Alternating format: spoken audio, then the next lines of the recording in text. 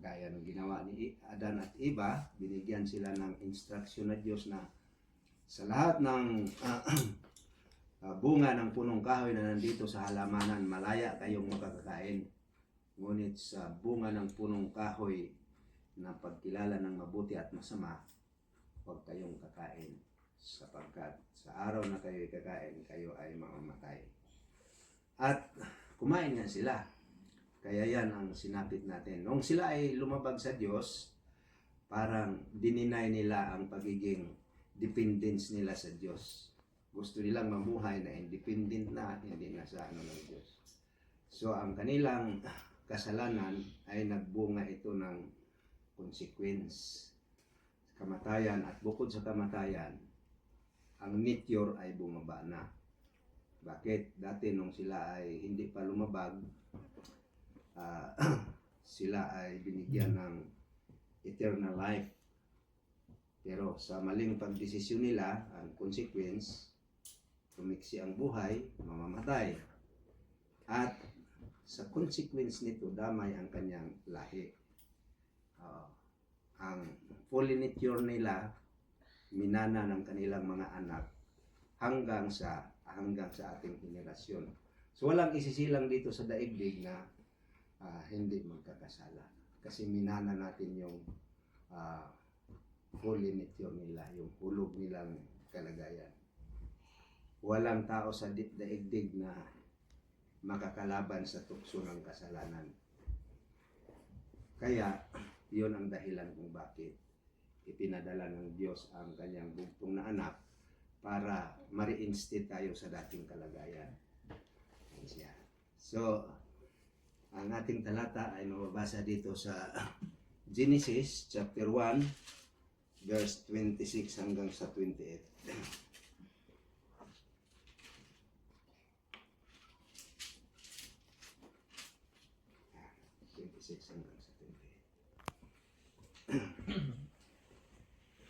At sinabi ng Diyos, lalangin natin ang tao sa ating larawan, ayon sa ating wangis, at magkaroon sila ng kapangyarihan sa mga isda sa dagat, at sa mga ibon sa himpapawid, at sa mga hayop, at sa buong lupa, at sa bawat umuusad na nagsisiusad sa ibabaw ng lupa.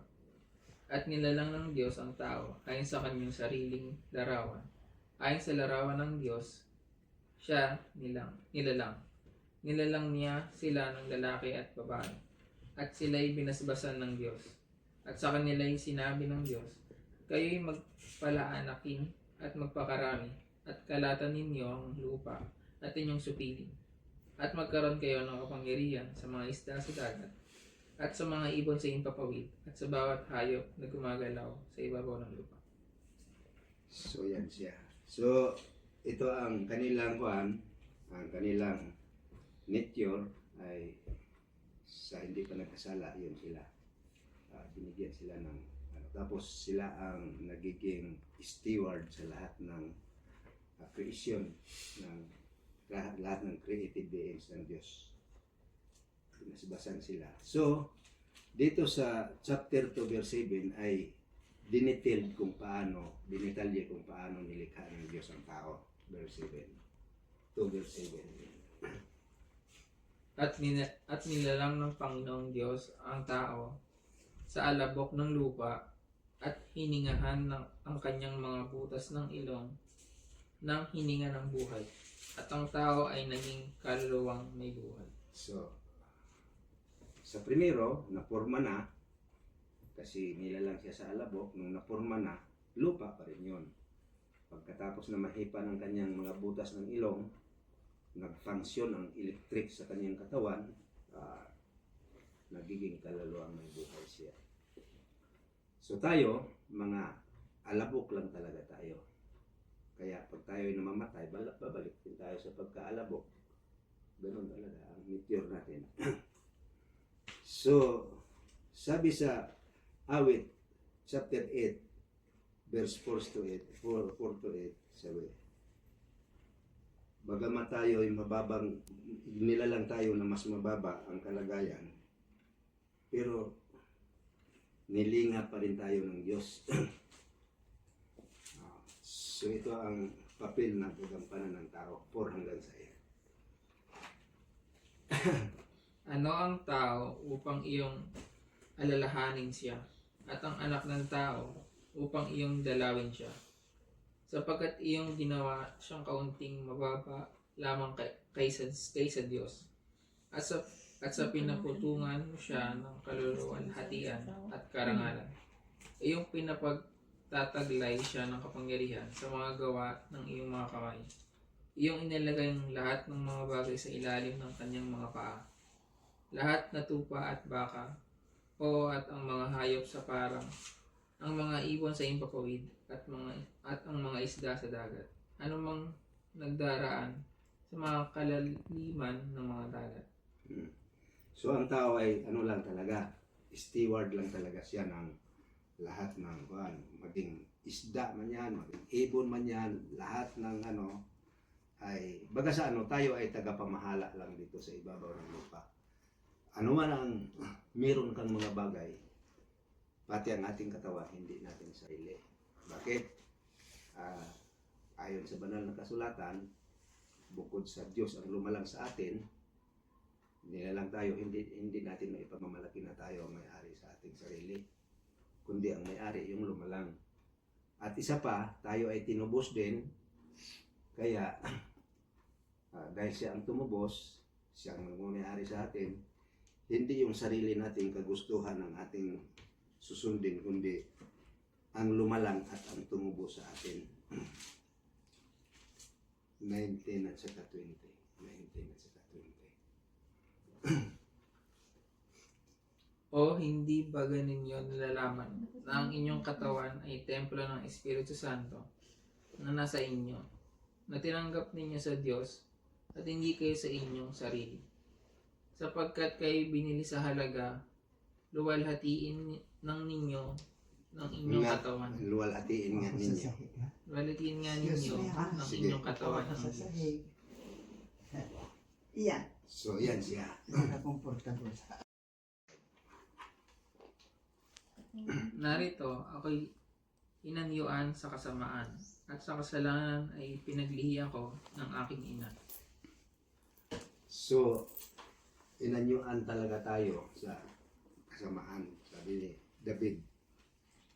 Kaya ang lahat ng isisilang dito, walang isinilang dito na hindi nagkasala. So, kahit yung lalakad lang na bata, once na magsasalita yan, makabigkas talaga yan salita na hindi mabuti. Sino bang nagtuturo sa bata na magdadamot, di ba?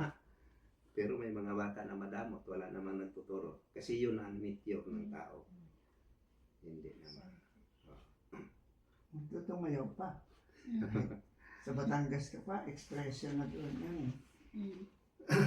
So, sabi na dahil nagkasala ang tao, ang bayad ng kasalanan ay kamatayan.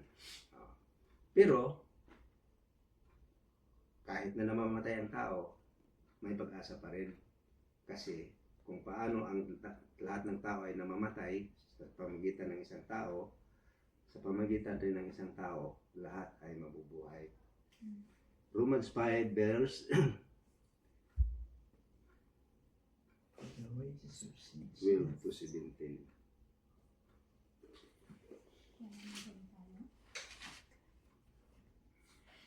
Dito muna tayo sa Romans 6:23.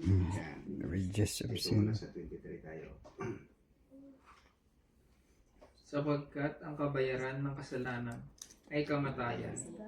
Datapwat ang kaloob na walang bayad ng Diyos ay buhay na walang hanggan kay Kristo Jesus na Panginoon natin. So lahat tayo ay mamamatay. Pero ang sabi ng Bible na kung paano namamatay ang tao, kung paano sa isang tao pala ay namamatay ang lahat, sa pamamagitan ng isang tao rin, ang lahat ay bubuhayin. 12 to 17. Dito. Yan, 12 to 17. Kaya kung paano na sa pamamagitan ng isang tao ay pumasok ang kasalanan sa sanglibutan, at ang kamatayan ay sa pamamagitan ng kasalanan, At sa ganito ay ang kamatayan ay naranasan ng lahat ng mga tao, sapagkat ang lahat ay nangagkasala. Sapagkat ang kasalanan ay nasa sanglibutan hanggang sa dumating ang kautusan. Ngunit hindi binibilang ang kasalanan kung walang kautusan. Bagaman ang kamatayan ay naghari mula kay Adam hanggang kay Moises, kahit doon sa hindi na nangagkasala man ang tulad sa pagsalangsang ni Adam, na siyang anyong niyaong darating. Datapwat gayon din ang kaloob na walang bayad ay hindi gaya ng pagsuway, sapagkat kung sa pagsuway ng isa ay nangamatay ang marami, lubha pang sumagana sa marami ang biyaya ng Diyos at ang kaloob dahil sa biyaya ng isang lalaking si Jesucristo. At ang kaloob ay hindi gaya ng nangyari sa pamamagitan ng isang nagkasala, sapagkat ang kahatulan ay dumating sa isa sa ipagdurusa. Datapat ang kaloob na walang bayad ay dumating sa maraming pagsuway sa ikaaaring ganap. Sapagkat kung sa pagsuway ng isa ay naghari ang kamatayan, sa pamamagitan ng isa, lubha pang magsisipaghari sa buhay ang nagsisitanggap ng ng biyaya at kaloob ng katuwiran sa pamamagitan ng isa, sa mga tuwid bagay si Jesucristo.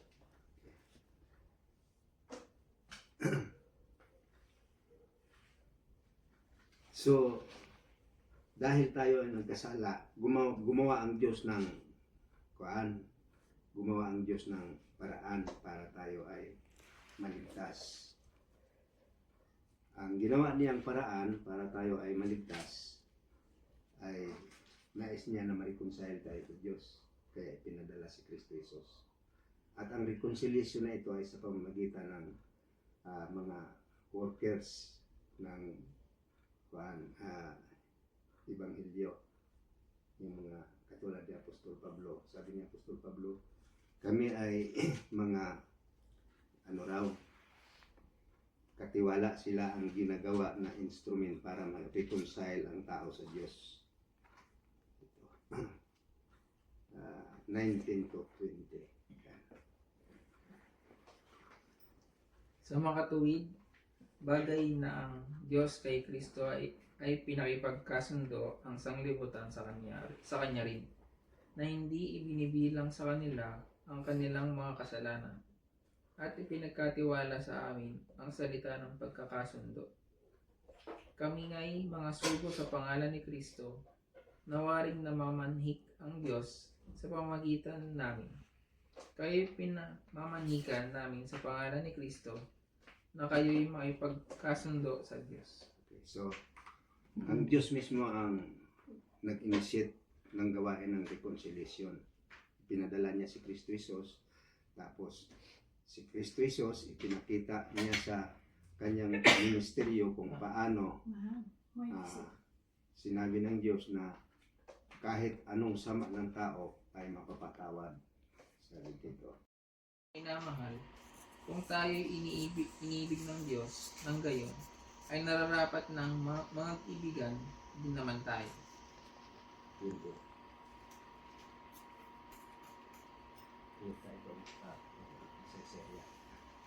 Kung sinasabi ng sino man, ako'y umiibig sa Diyos at napopuot sa kanyang kapatid, ay sinungaling, sapagkat ang hindi umiibig sa kanyang kapatid na kanyang nakita, ay paanong makaiibig siya sa Diyos na hindi niya nakikita.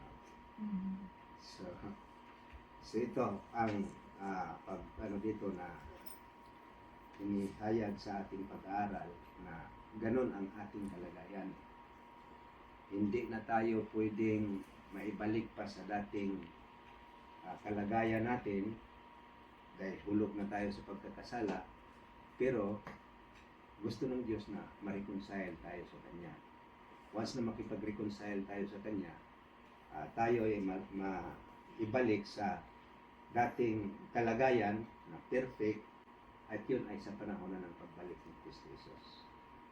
Kaya nga sinabi kanina, ang kabayaran ng kasalanan ay kamatayan. Ngunit ang kaloob ay na walang bayad ay buhay na walang hanggan kay Kristo Jesus. Once na matamo na natin yung buhay na walang hanggan, dahil tinanggap natin si Kristo Jesus, magkaroon na naman tayo ng katulad na kalagayan nung hindi pa nagkasala ang tao. Sa pagbabalik na yan Immortal. immortal na. Hindi na mamamatay. So, sa Genesis, chapter 2, verse 15, ay ipinahiwatig dito na tayo ay mga katiwala lang talaga dito sa daigdig. Si Adan ay binigyan siya ng task ng Panginoon na kanyang alagaan ang halamanan ng Eden niya. 15. At kinuha ng Panginoong Diyos ang lalaki at nilagay sa halamanan ng Eden upang kaniyang alagaan at ingatan. So, dito ay ipinahiwatig na si Adan ay ginawang steward, ginawa siyang steward, so ganun din tayo. Kaya gaya sabi, lalangin natin ang tao ayon sa ating walinis at sila'y mamamahala sa lahat na ating gagawin. Sa mga ibon, sa mga isda, sa lahat ng hayop.